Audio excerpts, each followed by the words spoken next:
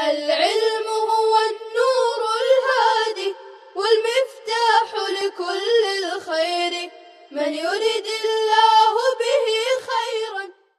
الحمد لله رب العالمين والصلاة والسلام على رسوله الكريم وعلى آله وصحبه أجمعين أما بعد. قال المؤلف رحمه الله: बाब الहज़र वत्तअन्नी फ़िल उमूर। ये बाब है मामलात में एहतिराज़ और तवक़्क़ुफ़ करने के बयान में। हज़र कहते हैं बचना, परहेज़ करना, किसी से चौकन्ना रहना, या फिर इसको हज़िर रा ज़ाल के ज़ेर के और कसरे के साथ अगर पढ़ेंगे तो इसका मतलब होगा बेदार मग़ज़ और मुस्तैद रहना। और तअन्नी के माने आते हैं किसी भी काम और मामले में जल्दबाज़ी इख्तियार करने के बजाय तवक़्क़ुफ़ से, गौर व फ़िक्र से काम लेना, ताख़ीर करना, सोच समझ कर कदम उठाना। तो असल इस बाब में मुअल्लिफ़ ने वो अहादीस ज़िक्र की हैं जिनका ताल्लुक़ संजीदगी, वक़ार, चौकन्ने रहने से है कि इंसान किस तरह से अपने आप को बचाए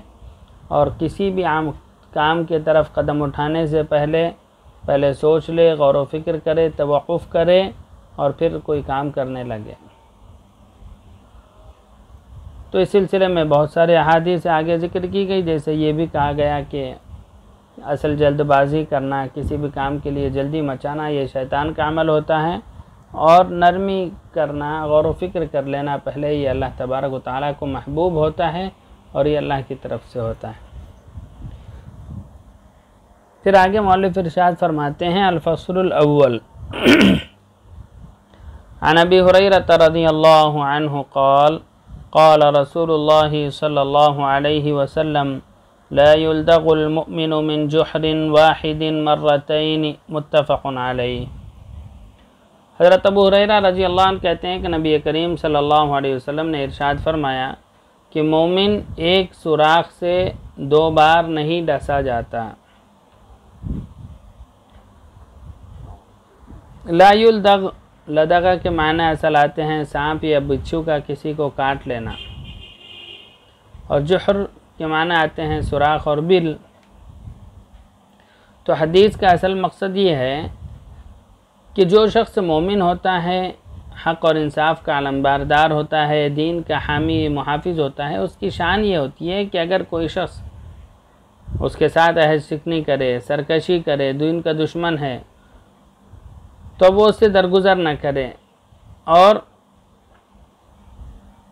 उसके सिलसिले में हमेशा चौकन ना रहे। ऐसा ना हो कि एक मरतबा अगर दरगुज़र कर भी दिया गया तो बाद में फिर उसके धोखे में आ जाए, उसकी बातों में आ जाए। मगर एक दीन के मामले में वो कभी फ़रेब नहीं खाता। मोमिन इतना होशियार होता है, उसे अल्लाह तबारक व तआला की तरफ से ऐसा नूर नसीब होता है कि वो किसी के धोखे और फ़रेब में ना आए, बल्कि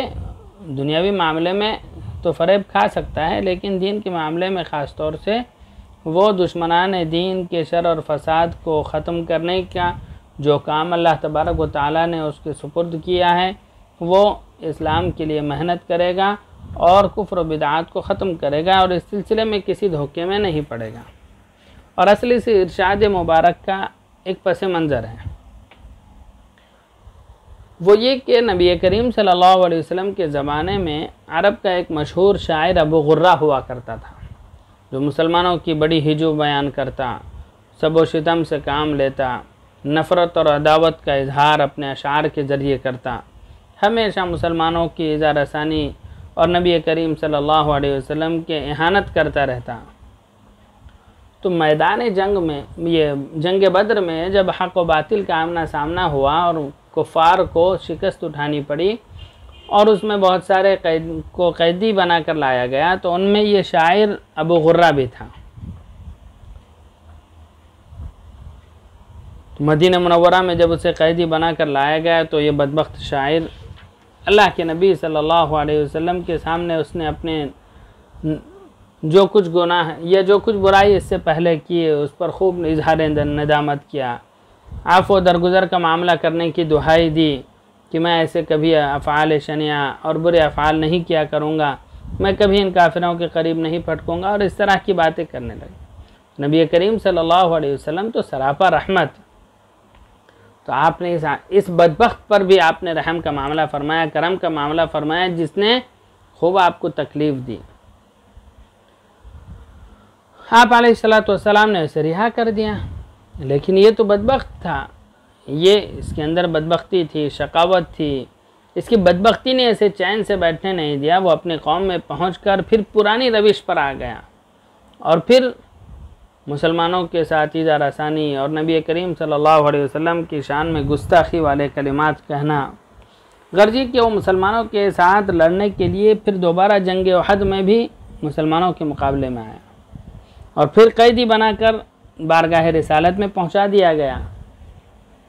उसने इस मर्तबा भी यही किया कि अल्लाह के नबी सल्लल्लाहु अलैहि वसल्लम तो सरापर रहमत हैं, उनके सामने रोने लगा, गिड़गिड़ाने लगा, अपने किए पर इजहार नदामत करने लगा कि मैं आइंदा ऐसी हरकतें नहीं करूँगा। आप अलैहिस्सलातु वस्सलाम ने अब इस शख्स को माफ़ नहीं किया और इसको सीधा जहन्नम रसीद करने का हुक्म फरमाया, लिहाजा उसे कत्ल कर दिया गया। तो बाज़ लोग ऐसे होते हैं, तो आप अलैहिस्सलातु वस्सलाम ने जब एक मरतबा उसे माफ़ कर दिया इस उम्मीद में कि अब वो बाज आ जाएगा, तो लेकिन उसने आप अलैहिस्सलातु वस्सलाम को सीधा समझकर कि ये समझ के कि चलो मुसलमानों को बेवकूफ़ बनाना बड़ा आसान है, दोबारा वही हरकतें की।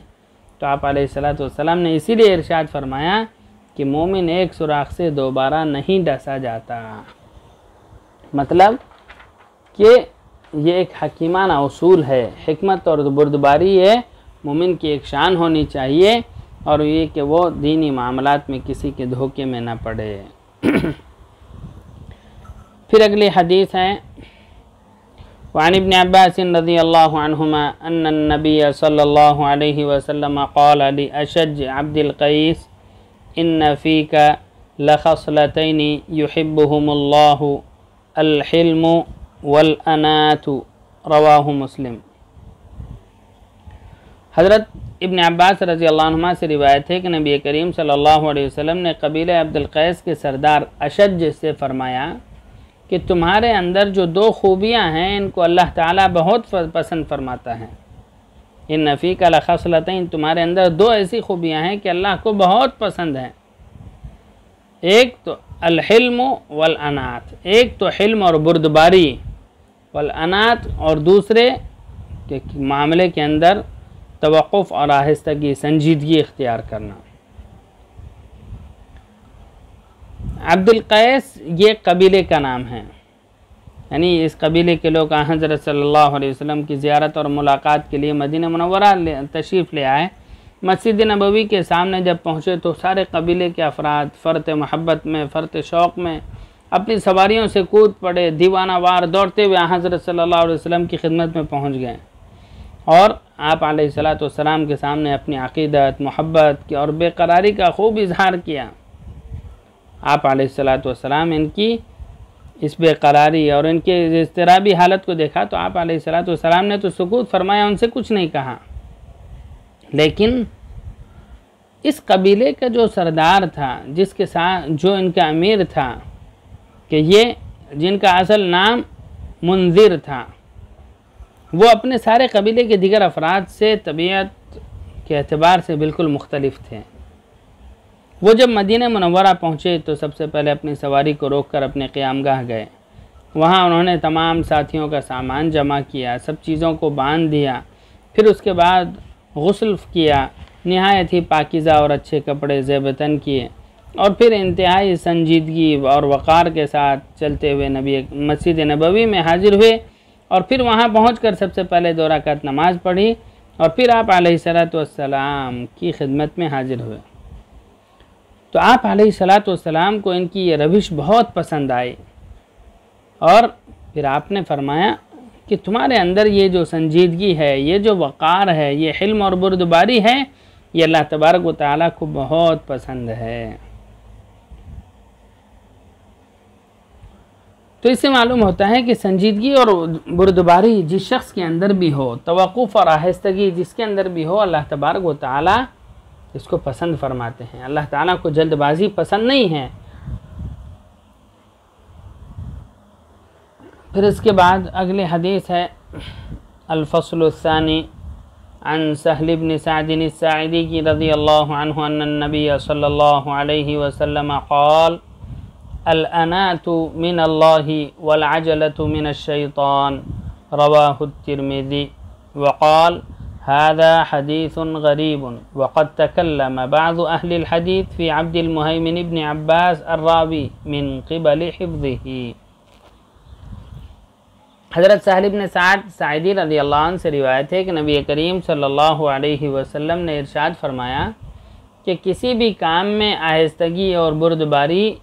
अल-अनातु मिनल्लाह, ये अल्लाह ताला की तरफ से है। यानी ये खूबी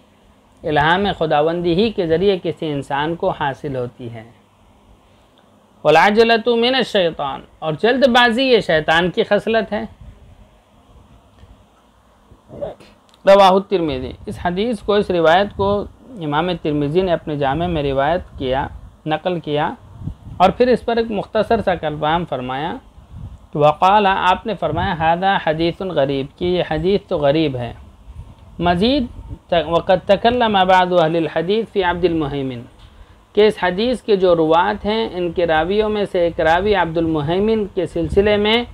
बाज़ मुहद्दिसीन ने कुछ गुफ्तगू की कि उनका याददाश्त दुरुस्त नहीं थी, उनका हाफ़ज़ा ज़्यादा अच्छा नहीं था। तो इस तरफ इशारा करना है कि ये हदीस यानी अपने रिवायत के एतबार से तो इसके अंदर तसलसल पाया जाता है, लेकिन इसके एक रावी हैं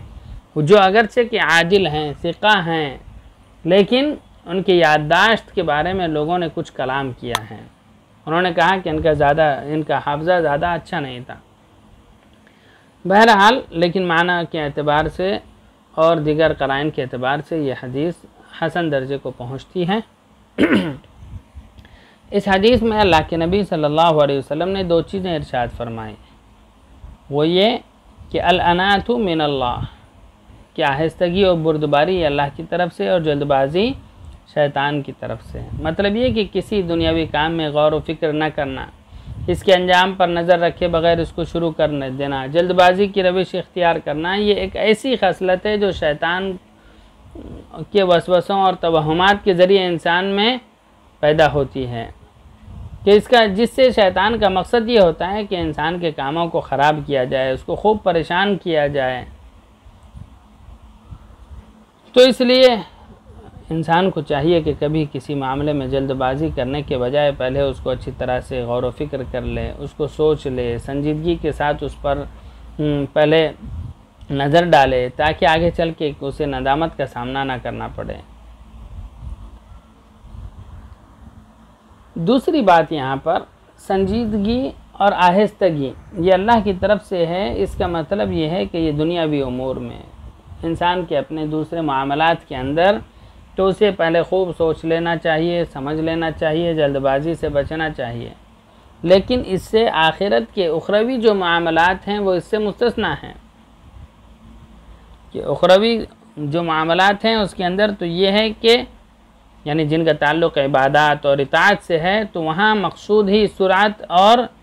जल्दी करना है, क्योंकि वहाँ अल्लाह ताला का इरशाद है साबिक़ू इला मग़फ़िरतिम मिन रब्बिकुम सारिऊ इलल खैरात युसारिऊना इलल खैरात और फ़फ़िर्रू इलल्लाह। इस तरह के अल्फाज से मालूम होता है कि इबादत और ताअत करते वक्त वहाँ जल्दी करना चाहिए, कि जैसे ही दिल के अंदर किसी नेकी का ख्याल पैदा हुआ फ़ौरन वो अमल कर लिया जाए। जैसे ही नमाज का वक्त शुरू हुआ तो नमाज अदा कर ली जाए, उसके मामले में फिर अब मज़ीद ताख़ीर करना ये मुनासिब नहीं है। तो जल्दबाजी का ताल्लुक़ कि जिसके बारे में कहा गया कि शैतानी उमूर में से है, शैतान के कामों में से है, तो ये दुनियावी उमूर में और दिगर मामलात में है। इबादत के अंदर जल्दी करना, जो दिल में ख्याल आ जाए या जब नमाज का इबादत का वक्त हो जाए वहाँ जल्दी करना, ये एक अच्छी सिफत है। और जल्दबाजी से मुराद यहाँ दो चीज़ें, इसको अगर समझना हो तो यूँ समझ सकते हैं कि एक तो ये है कि नमाज का वक्त शुरू हो जाए और फिर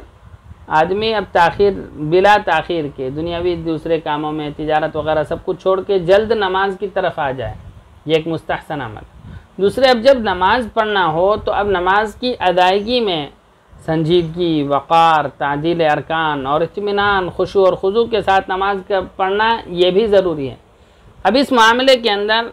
ये समझना कि भाई इबादत के अंदर तो जल्दी बेहतर है, तो लिहाजा नमाज को जल्दी जल्दी पढ़ना, तो ये गलत होगा। तो जब नमाज पढ़ने लगे तो वहाँ तो इत्मीनान, सुकून और वक़ार के साथ पढ़े, और जब नमाज का वक्त हो, नमाज के लिए जाना हो, किसी इबादत के लिए जाना हो, तो वहाँ जल्दबाजी यानी कि बुराई के अंदर ये चीज़ शामिल नहीं है, बल्कि वो एक मुस्तहसन और मतलूब फ़ेल होगा।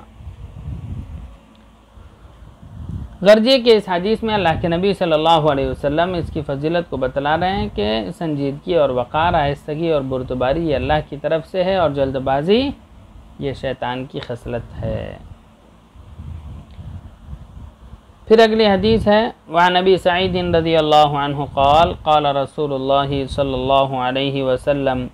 ला हलीम इल्ला ज़ु असरतिन वला हकीम इल्ला ज़ु तजरिबतिन रवाहु अहमद व तिर्मिज़ी व क़ाल हाज़ा हदीसुन हसनुन गरीब। हज़रत अबू सईद रज़ियल्लाहु अन्हु फरमाते हैं कि नबी करीम सल्लल्लाहु अलैहि वसल्लम का इरशाद मुबारक है कि कोई शख्स कामिल बुर्दबार नहीं होता जब तक कि इसको लग़ज़िश ना हुई हो, जब तक कि वो ठोकर ना खाया हो, तब तक कि वो हलीम और बुर्दबार नहीं हो सकता।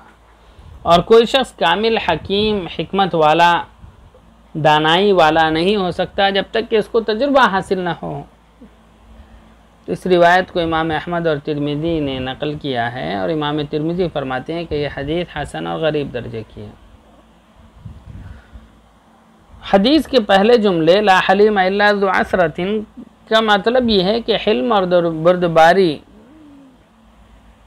और मुरव्वत का जौहर उसी शख्स में होता है जिसने धोखा खाया हो, लग़ज़िशें और ख़ताएँ उससे सरज़द हुई हों, या किसी गुनाह का इर्तिकाब हुआ हो, तो अपने मामलात में क़लल नुकसान बर्दाश्त कर चुका हो, तो अब उसके बाद वो होशियार रहेगा। और जब एक मरतबा उसे नदामत का, खजालत का सामना करना पड़ा, तो जाहिर है कि फिर अगली बार वो हमेशा होशियार रहेगा। तो इसलिए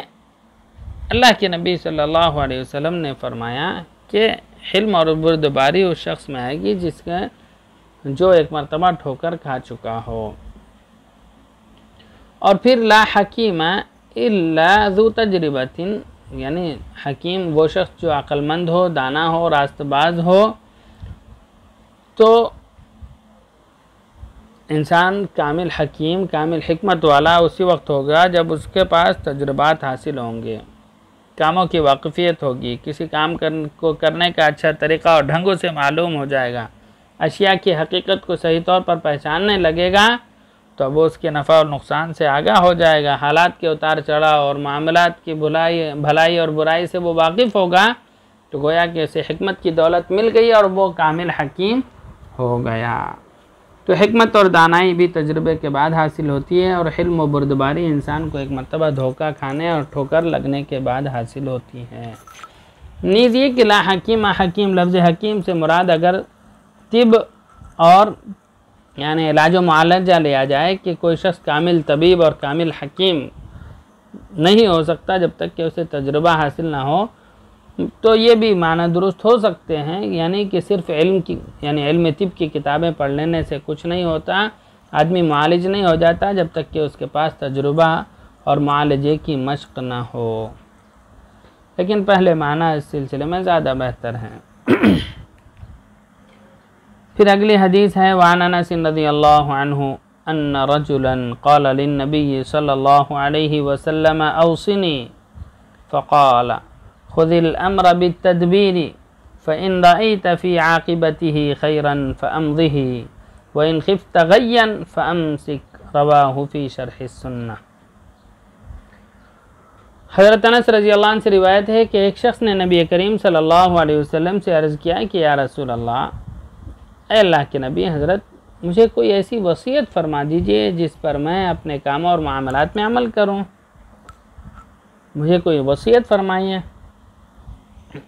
कि मेरा कोई भी काम हो तो बिगड़ने ना पाए, मैं अपने कामों को अच्छी तरह से कर लूँ। तो आप अलैहिस्सलातु वस्सलाम ने इरशाद फरमाया खुज़िल अम्र बित्तदबीर,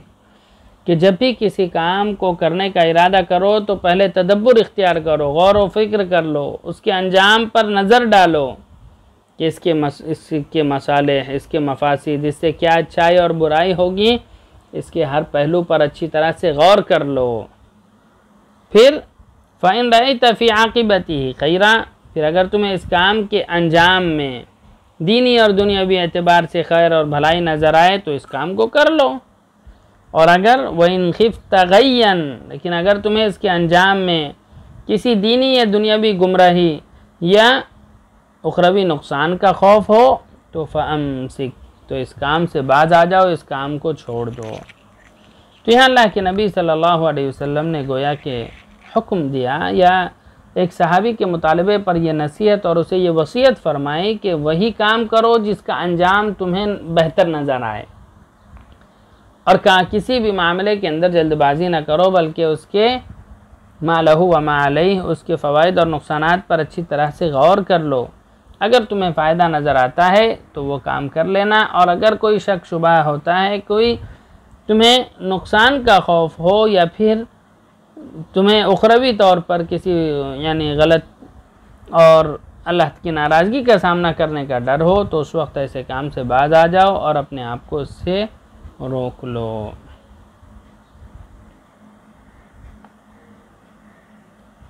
फिर अगली हदीस है वान मुसअब इब्न सअद रज़ियल्लाहु अन्हु अन अबीही क़ाल अल अअमश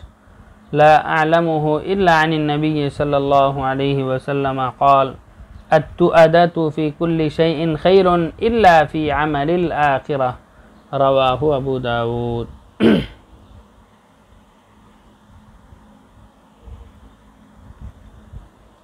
हज़रत मुसअब इब्न सअद रज़ियल्लाहु अन्हु अपने वालिद हज़रत सअद से एक रिवायत नकल की है। इसके बारे में हदीस के रावी हज़रत आमश फरमाते हैं ला अअलमुहु इल्ला अन नबी सल्लल्लाहु अलैहि वसल्लम, कि मैं अच्छी तरह जानता हूँ कि इस हदीस को हज़रत सअद ने नबी करीम सल्लल्लाहु अलैहि वसल्लम ही से नकल किया है। और वह हदीस ये है कि हज़रत सल्लल्लाहु अलैहि वसल्लम ने इरशाद फरमाया कि तवक़्क़ुफ़ और ताख़ीर हर अमल में बेहतर है, इल्ला फ़ी अमलिल आखिरह, सिवाय आखिरत के अमाल में। यानी आखिरत के अमाल में तवक़्क़ुफ़, नेकी के कामों में तवक़्क़ुफ़ और ताख़ीर नहीं करना चाहिए, बल्कि जैसे नेकी का ख्याल आ जाए उसको फ़ौरन कर लेना चाहिए। लेकिन दुनियावी मामलात के अंदर, दूसरी चीज़ों के अंदर तो इंसान के लिए जैसे इससे पहले गुजर चुका है कि वहाँ संजीदगी, वक़ार और आहिस्तगी वो मतलूब है। और आखिरत के मामले में असल चीज़ ये है कि आखिरत के मामले में, नेकी के मामले में, कि जैसे दिल में ख्याल आए फ़ौरन काम कर ले। क्योंकि अगर नेक काम के अंदर कोई शख्स ताख़ीर करता है तो इसका मतलब ये है कि बहुत सारी आफात और कोताहियों का ख़तरा मोल लेता है।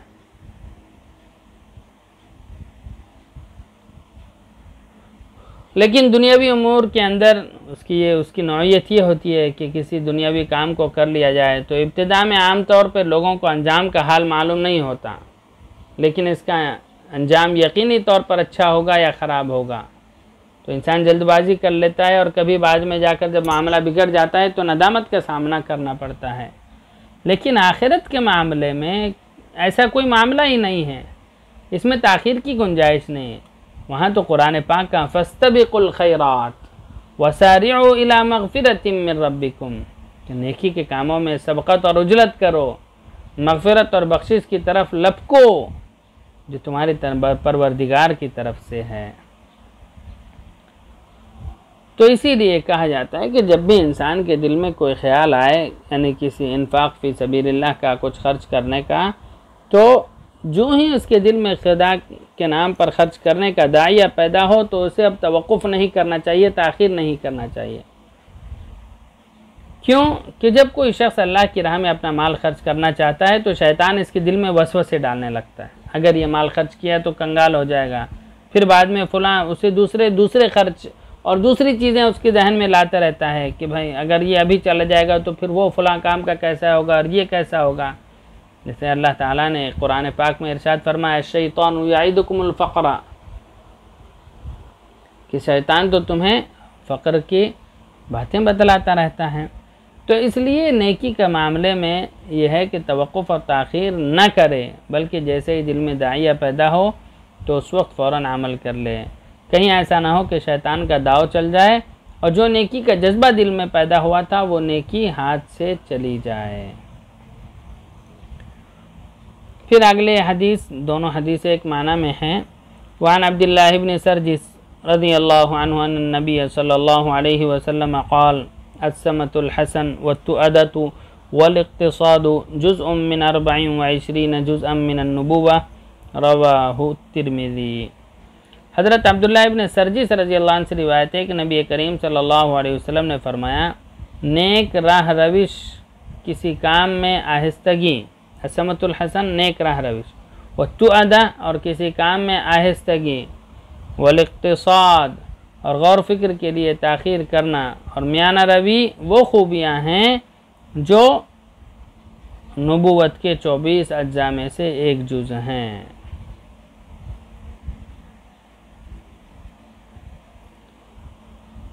तो यहाँ अल्लाह के नबी सल्लल्लाहु अलैहि वसल्लम ने अस्समतुल हसन, अत्तुअदा और इक़्तिसाद, इन तीन यानी मियाना, इक़्तिसाद के माना मियाना रवी हैं, और तुअदा यानी किसी भी काम में गौर व फिक्र करना, उसके लिए गौर व फिक्र की व गरज से ताख़ीर करना, और असमतुल हसन यानी नेक राह रविश या किसी काम में आहिस्तगी इख्तियार करना। इन उमूर को फरमाया कि ये नबूवत के 24 अज्जा में से एक जुज़ हैं। मतलब ये है कि हर काम के अंदर इंसान को चाहिए कि मियाना रवी इख्तियार करे, नीज़ ये कि गौर व फिक्र करे और आहिस्तगी से काम ले। तो ये तमाम चीज़ें नबूवत के आमाल में से, नबूवत के चीज़ों में से हैं कि नबूवत के 24 अज्जा हैं, इनमें से एक जुज़ ये है कि ये सब मिलकर, तो बाद शारहीन ने इसके मुख्तलिफ़ माने और मतलब लिखे हैं कि नबूवत के 24 जुज़ अज्जा हैं, इनमें से एक जुज़ ये तमाम, ये तीनों चीज़ें मिलकर एक जुज़ हैं। और बाद ने लिखा है कि या इनमें से हर एक चीज़ एक एक जुज़ है, कि ये खूबियाँ और सिफ़ात, इन खूबियों और सिफ़ात में से ऐसी खूबियाँ हैं जिनसे अंबिया इकराम मुत्तसिफ़ और मुज़य्यन होते हैं। फिर अगली हदीस है, वान इब्न अब्बास रज़ियल्लाहु अन्हुमा अन्न नबी सल्लल्लाहु अलैहि वसल्लम क़ाल इन्नल हदिय अस्सालिह वस्समत अस्सालिह वल इक़्तिसाद जुज़अम मिन 25 जुज़अम मिन अन्नुबुव्वा, रवाहु अबू दाऊद। हज़रत इब्न अब्बास रज़ियल्लाहु अन्हु से रिवायत है कि नबी करीम सल्लल्लाहु अलैहि वसल्लम ने फरमाया कि इन्नल हदिय अस्सालिह, कि यकीनन नेक सीरत, वस्समत अस्सालिह नेक राह रविश, वल इक़्तिसाद और मियाना रवी वो खूबियाँ हैं जो नबूवत के 25 अज्जा में से एक जुज़ हैं।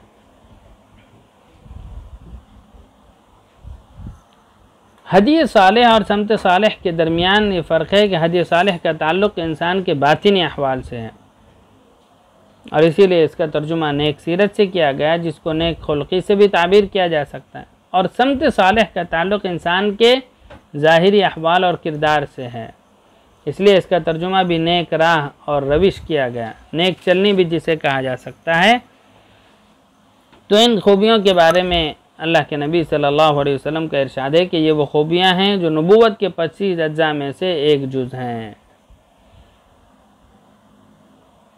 कि यानी ये वो सिफ़ात हैं कि जो अंबिया अलैहिमुस्सलातु वस्सलाम के अंदर पाई जाती थी, अंबिया अलैहिमुस्सलाम इससे मुत्तसिफ़ थे। मज़ीद इस हदीस में 25 अज्जा में से एक जुज़ कहा गया, जबकि पहले हदीस में 24 के जुज़ में से एक जुज़ कहा गया। तो इससे मुराद ये है कि ये खूबियाँ नबूवत के 25 अज्जा में से एक जुज़, और जैसे इस हदीस में कि इन 3 खूबियों का जिक्र किया गया है कि वो मिलकर 24 अज्जा में से एक जुज़ का दर्जा पाती हैं, या तो ये कि पिछली खूबियाँ मुस्तकिल एक जुज़ की हैसियत से, और यहाँ जिस एक खूबी का मज़ीद जिक्र किया गया ये 25 हो गई। तो इस सूरत में अल्लाह के नबी सल्लल्लाहु अलैहि वसल्लम का मकसूद इन खूबियों की अहमियत को बतलाना है कि ये खूबियों का ताल्लुक़ अंबिया अलैहिमुस्सलातु वस्सलाम के सिफ़ात में से हैं।